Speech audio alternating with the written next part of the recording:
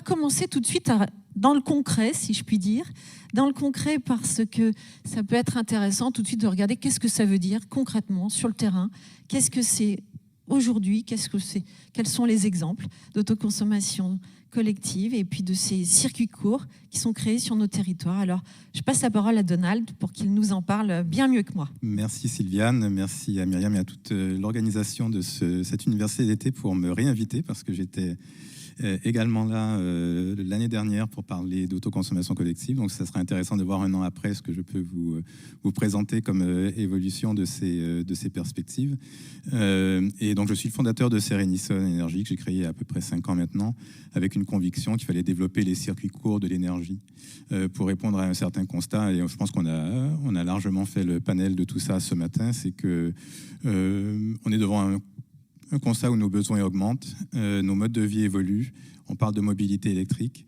Je crois qu'il y a un intervenant d'Enedis ce matin qui disait que l'électrification, voilà, ça va devenir une part importante plus importante de notre consommation d'énergie. Et pourtant, on fait face à une crise énergétique durable. On l'a vu émerger autour des enjeux géopolitiques et de la guerre, mais on sait qu'elle est en cours depuis quelques années et qu'elle va encore se poursuivre probablement pour 10, 15, 20 ans à venir. Donc, il faut des solutions face à ces incertitudes. Et ce qui m'a poussé à créer Serenison, c'était cette conviction qu'une partie de la solution à ce constat, c'était qu'il fallait qu'au sein de nos villes, nous nous mobilisions pour produire. Et oui, 50% de l'énergie dont on a besoin au cœur même de ces villes, en milieu urbain et périurbain. Et donc, la solution qu'on imagine, c'est ces circuits courts de l'énergie, avec des modèles d'affaires, des technologies et des idées qu'on développe chez Serenison, essentiellement pour répondre à quelques éléments clés de notre vision, qui est de se dire, sans passer en revue toutes les 6 puces que vous avez là, mais l'objectif, c'est effectivement de pouvoir produire 30 à 50% de nos besoins en énergie là où on vit, là où on travaille, là où on s'amuse, à l'instar de tous les autres organismes vivants sur Terre, si je peux me permettre cette parenthèse. Donc on n'a pas besoin forcément de transporter sur 400 km l'énergie dont on a besoin pour animer la séance d'aujourd'hui. Également, au travers de ces projets de communauté d'énergie renouvelable, c'est de pouvoir offrir un accès à tous aux bienfaits de cette transition énergétique. Donc il y a une notion d'inclusion. Un des interlocuteurs avait parlé de l'effet gilet jaune par rapport à certaines taxes, certaines approches à la transition énergétique. Aujourd'hui, les communautés d'énergie renouvelable offrent une façon d'amener de l'énergie verte locale moins chère également à des personnes qui n'ont pas les moyens de s'équiper en panneaux ou de s'équiper en outils pour suivre leur consommation parce qu'ils ont d'autres préoccupations de vie. Donc on pourra voir sur quelques exemples de projets qu'on est en train de développer comment on peut adresser ce sujet. Donc, pour aller dans le vif du sujet, donc je ne serai pas très long sur l'autoconsommation collective, mais l'autoconsommation collective, c'est un outil qui permet d'imaginer un business model autour des communautés d'énergie renouvelable en captant toutes les énergies renouvelables qu'on peut produire au plus proche des lieux de vie.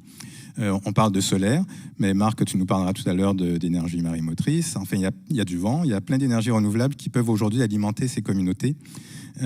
Et surtout, il faut aussi des technologies qui permettent de gérer ces ces micro-projets, ces micro-grids de façon efficace.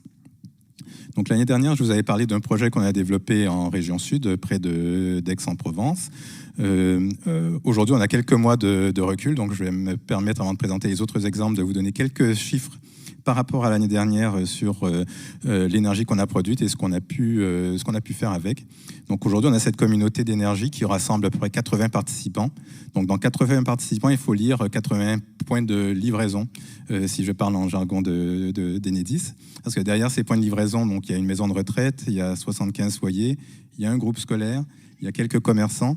Donc dans un périmètre de 2 km de diamètre, on touche à peu près 500 ou 600 personnes avec ce projet aujourd'hui. C'est peut-être même plus proche de 700. Et au bout de près de 18 mois de fonctionnement, avec l'énergie produite, on a réussi à couvrir 34% des besoins de ce collectif de 80 points de livraison. Donc ce 34%, gardons-le en tête, sur un petit périmètre de 2 km, avec entre guillemets 2 petites centrales qui produisent les 406 MWh que vous voyez là. Donc on est quand même à une échelle assez faible, mais en termes d'exemple, on voit qu'on est capable de couvrir 34% des besoins de ce collectif en région sud. Donc c'est non négligeable. Et vous voyez sur le graphe l'évolution, bien sûr les fluctuations mensuelles en fonction de la disponibilité de cette énergie. Et ce qui est intéressant à noter, c'est que par rapport à tout ce qu'on a pu voir ce matin dans les différentes allocutions, c'est qu'au travers de cette production d'énergie, on a pu voir au fil des mois les comportements évoluer. Les comportements évoluer, c'est-à-dire les participants qui sont au sein de cette communauté comprennent quand l'énergie est disponible, comprennent combien elle est disponible en décembre versus juillet, et donc comprennent comment adapter leur comportement pour tirer profit de cette énergie verte quand elle est disponible. Il y a une des participantes qui dit oui, nous c'est rigolo à la maison, on dit on lance notre lessive Serenicalas, c'est-à-dire ils lancent leur lessive maintenant par rapport aux informations qu'on leur donne quand il y a de l'énergie disponible, plutôt que le soir ou quand il y a moins de disponibilité. Donc en termes d'évolution environnementale, il y a aussi cette évolution comportementale qui permet d'imaginer l'efficacité de ces projets. Donc ça, c'est un des projets. Pour donner une idée du champ du possible, je vais vous présenter 3 ou 4 autres projets sur lesquels on participe ou qu'on développe.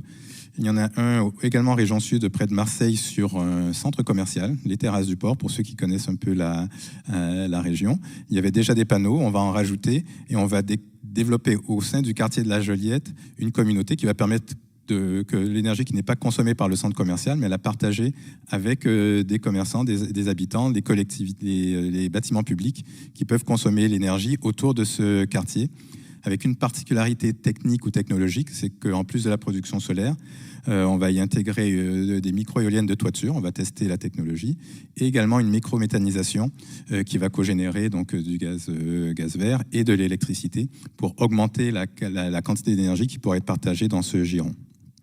Autre projet qu'on développe, je vais assez rapidement, donc là on est plutôt, on voyage vers Lyon, en banlieue de Lyon, dans la ville de Vaux-en-Velin, où là c'est un promoteur et une foncière, ICAD et INEA pour ne pas les nommer, qu'on a convaincu de développer une communauté en même temps qu'ils développent ces bâtiments tertiaires. Donc c'est intéressant pour les acteurs du logement aujourd'hui d'intégrer le fait qu'aujourd'hui quand je construis un logement, ce ne sont pas que des murs, il faut que je pense aux personnes qui vont habiter dans ces logements et comment je vais leur amener une énergie aussi propre que possible, comme de l'air et de l'eau dont ils ont besoin pour leur activité.